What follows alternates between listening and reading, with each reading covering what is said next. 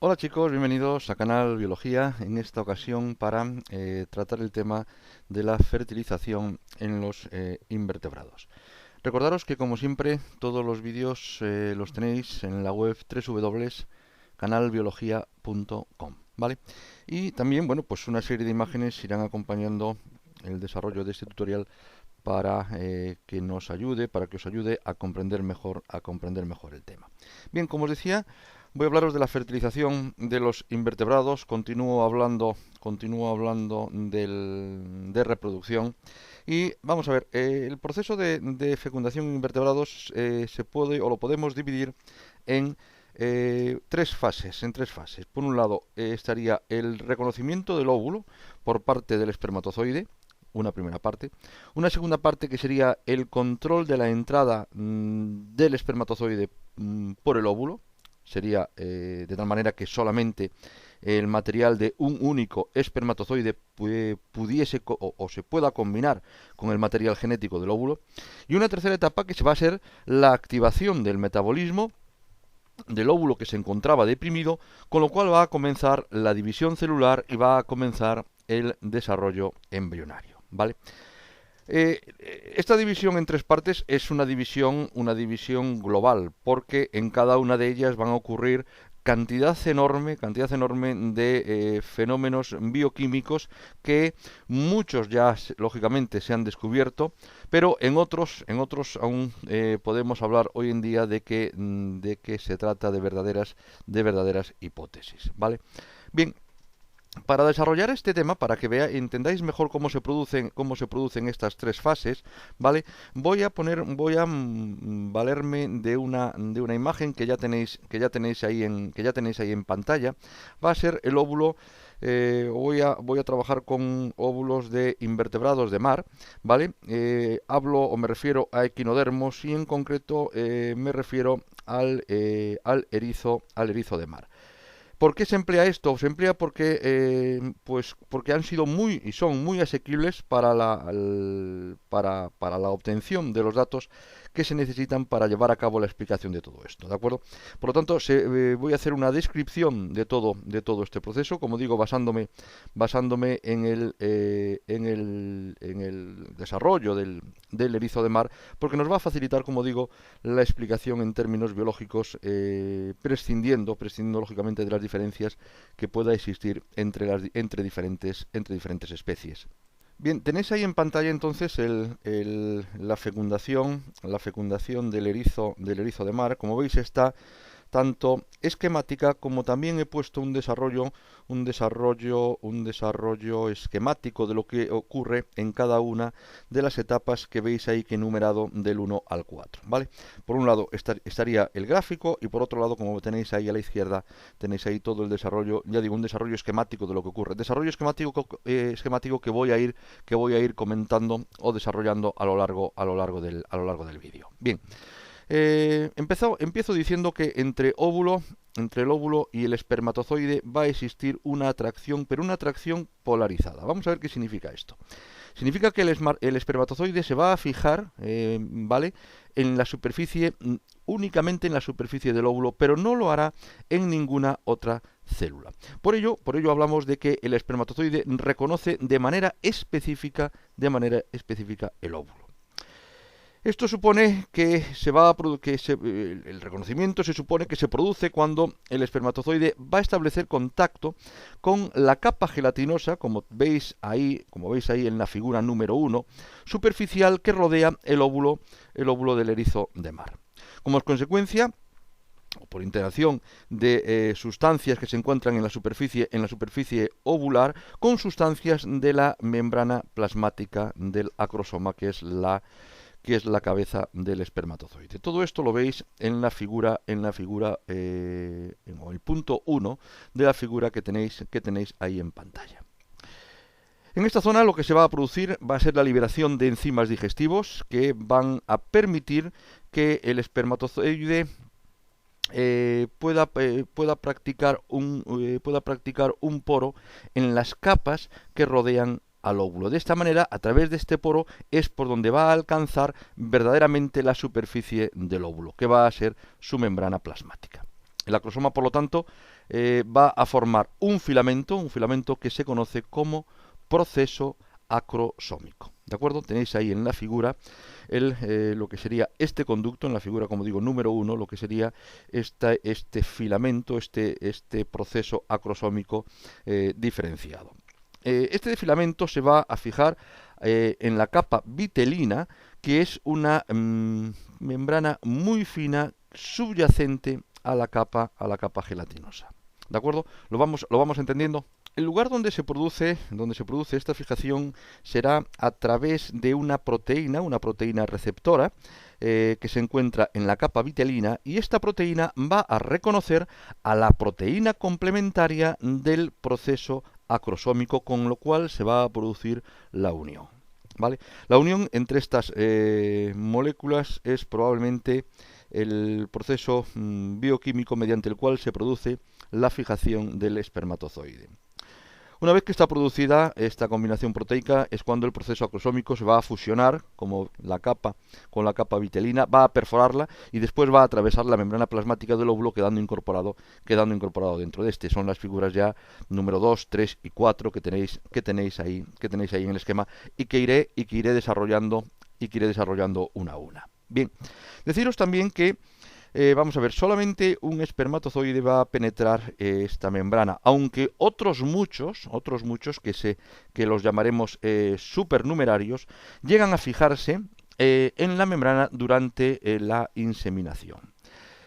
Se ha podido comprobar que hasta 1500 espermatozoides de este tipo pueden llegar a fijarse a la membrana durante este proceso. Normalmente, después de que uno haya conseguido penetrar en la capa vitelina superficial de la membrana, no va a pasar ninguno más, por una serie de mecanismos que van a bloquear la polispermia, y os los pongo ahí en la figura si queréis profundizar en este tema. Os pongo ahí en el esquema, como tenéis ahí delante, cuáles son los factores que provocan el bloqueo de la polispermia y por lo tanto impiden que otros espermatozoides puedan penetrar la membrana una vez que ya lo ha hecho el primero.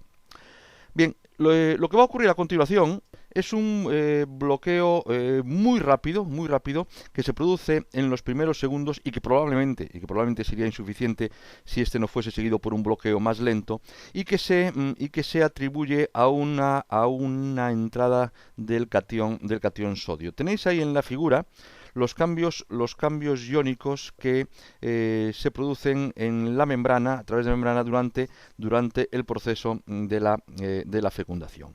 Lo que se produce, por lo tanto, es una breve desporalización, que la podríamos comparar con el potencial de acción de una célula capaz de excitarse, y posiblemente este cambio de potencial es el que será condición suficiente para alejar los espermatozoides y prevenir la entrada de otros por la membrana ovular.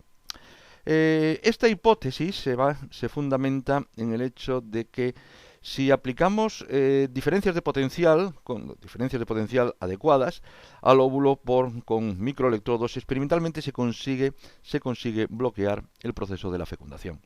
Bien, este bloqueo lento es el resultado de una reacción cortical que desencadena un cambio estructural masivo que se produce en el óvulo justo inmediatamente después del proceso de la fertilización.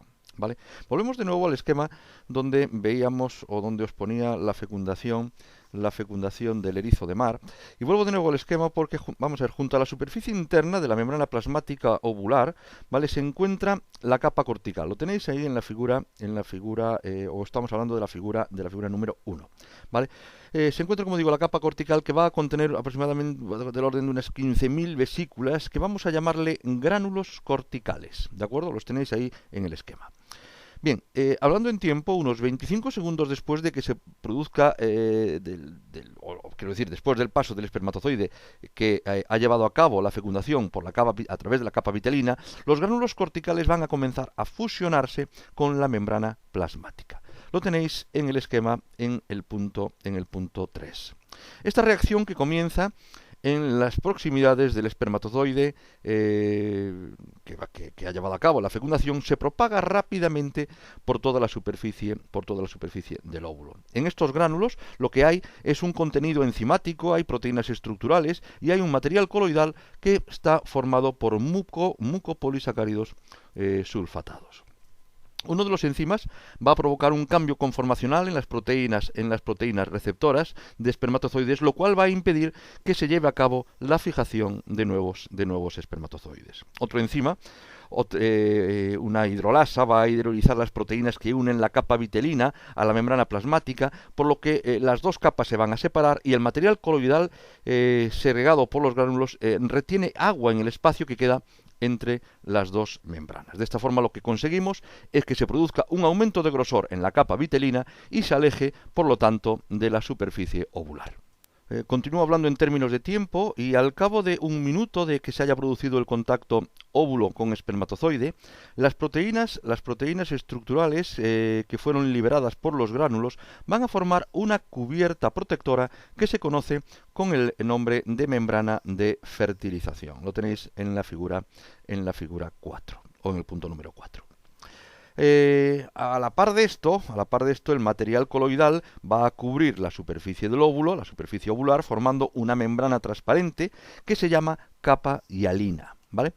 En fases más avanzadas, en las primeras divisiones del óvulo, es el material intercelular que mantiene unidas las células. Bien, el espermatozoide de fertilización, el espermatozoide de fecundación, el único, por lo tanto, que ha conseguido penetrar en el óvulo, entonces experimenta, estamos en la figura número 4, entonces lo que va a hacer es experimentar una rotación de 180 grados, de tal manera que el núcleo se va a desplazar hacia el núcleo del óvulo. Ahí lo he intentado reflejar en la figura número 4. ¿Veis cómo se ha producido? O como intento reflejar que se produce una rotación de 180 grados, en el núcleo, de tal manera que éste se desplace hacia el interior del núcleo del óvulo. Para que, llegados aproximadamente a los 20 minutos, se produce la fusión de los núcleos tanto del óvulo como del espermatozoide, y así, de esta forma, la fecundación queda terminada y estaríamos en condiciones ya de comenzar la división celular. Bien, el cambio que se produce en el metabolismo del óvulo en relación con la fecundación es muy complejo y comprende fenómenos bioquímicos de extraordinaria complejidad, ¿no? El óvulo, una vez que se ha producido la fecundación, en comparación con antes de que se produzca esta fecundación, se encuentra en una situación de represión metabólica, que se caracteriza por una fuerte reducción en los cambios respiratorios. También existe una reducción del transporte de sustancias por la membrana celular, de la síntesis de proteínas y de ARN y la supresión completa también de la síntesis de ADN. Es ahora cuando durante el proceso de la fecundación se produce una activación generalizada de todo este metabolismo. El espermatozoide posiblemente va a actuar como el elemento que desencadena o que el elemento desencadenante de toda la actividad específica del metabolismo ovular. Este fenómeno todavía hoy en día son muchas las hipótesis que se encuentran alrededor de todos los cambios que se producen en un óvulo prefecundación y en un óvulo posfecundación. Ese desencadenante que se produce en todas las actividades que antes os comentaba que se encontraban retraídas. Deciros que también se puede llevar a cabo la activación del metabolismo ovular también in vitro, por cambios, por ejemplo, por cambios de pH, ¿de acuerdo? Que tengáis también esto en cuenta. Pero lógicamente que se pueda llevar a cabo una activación in vitro no para nada explica la activación metabólica que precede justo al desarrollo embrionario. Bien, el proceso de activación metabólica, tenéis ahí ya un nuevo esquema, porque ahora voy a hablar de tiempos, ¿vale? Se orienta, por un lado, en dos partes. Vamos a ver, voy a hablar de los cambios que se producen a muy corto plazo, es decir, en los primeros 60 segundos, y ahí tenéis en el esquema, lo que os estoy diciendo. Después de que a los 60 segundos después de que se produzca el contacto óvulo-espermatozoide, y los cambios que empiezan 5 minutos más tarde, como veis ahí en la figura. Vamos a ver, los de la primera fase, que sería, bueno, podríamos llamar la fase inicial, se inician con la entrada del catión sodio. Vamos a ver, como veis ahí en el esquema, veis las diferentes situaciones que se producen en función del tiempo. Aquí únicamente voy a deciros algunas de ellas. Si queréis profundizar más, las tenéis ahí. Bien, como digo, los de la primera fase se inician con la entrada del catión sodio, y a los 3 segundos de encontrarse el óvulo envuelto por espermatozoides, sucede lo que sucede esta entrada de sodio. A los 20 segundos se va a producir un brusco aumento en la concentración de calcio en el interior del óvulo. Bien, un poquito más tarde, pero hablamos de segundos más tarde, va a comenzar la reacción cortical, de la cual ya os comenté, con una masiva que supone una entrada de sodio desde el medio líquido en que se encuentra el óvulo hacia el interior, de la parte extracelular hacia la parte intracelular. A la vez que se produce una descarga de protones en sentido contrario, lo cual va a llevar a que se produzca un aumento en el pH intracelular. ¿Vale? Bien, a los 3 segundos del comienzo de la reacción cortical es cuando se va a producir la activación de una enzima que convierte aproximadamente la mitad del coenzima NAD intracelular en su forma fosforilada NAD. ¿De acuerdo? Este cambio va a favorecer desplazar el metabolismo de la célula en el sentido de aumentar los procesos de biosíntesis, que son los que realmente ahora mismo en esta situación son necesarios. Paralelamente a todo esto, la enzima glucosa 6-fosfato deshidrogenasa se libera en el citoplasma desde los depósitos a nivel intracelular, y a la vez que se activa la biosíntesis de proteínas, también el intercambio de iones potasio a través de la membrana.